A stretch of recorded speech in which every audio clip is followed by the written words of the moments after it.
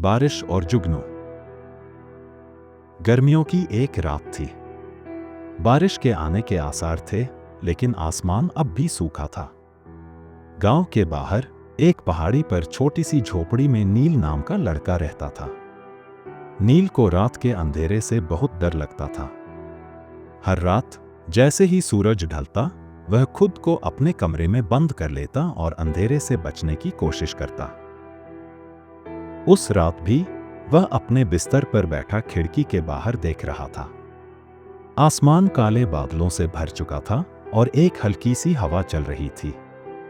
अचानक बिजली चमकी और नील ने डरकर अपनी आंखें बंद कर लीं।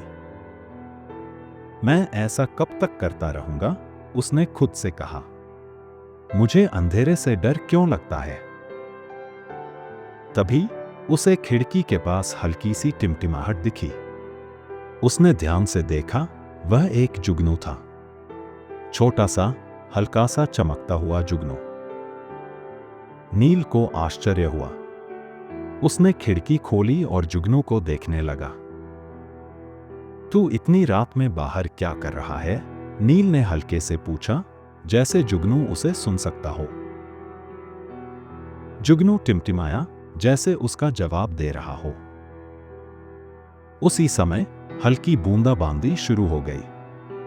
नील ने देखा कि बारिश में और जुगनू बाहर आ गए।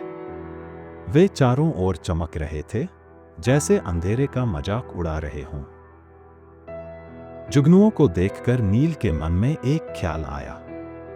ये कितने छोटे हैं, लेकिन फिर भी अंधेरे में खुद को छिपाने के बजाय चमकते हैं। क्या मैं भी ऐसा कर सकता हूं? अचानक नील को महसूस हुआ कि अंधेरा डरावना नहीं है।